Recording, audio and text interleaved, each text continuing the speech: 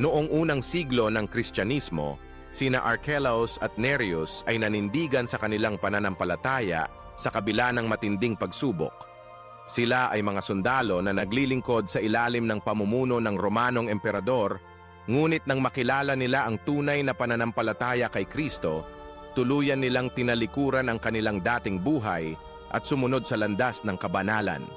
Sa gitna ng pag-uusig ng mga Romano laban sa mga Kristiyano, hindi sila nag-atubiling ipahayag ang kanilang pananalig kahit pa ang kapalit nito ay ang kanilang sariling buhay.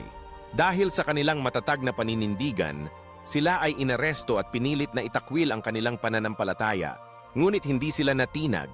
Sa harap ng mga tagapamagitan at ng matinding pagpapahirap, mas pinili nilang mag-alay ng dasal at pag-asa sa Diyos. Sa huli, sila ay pinugutan ng ulo, isang sakripisyo na naging patotoo ng kanilang katapatan at pagmamahal kay Kristo.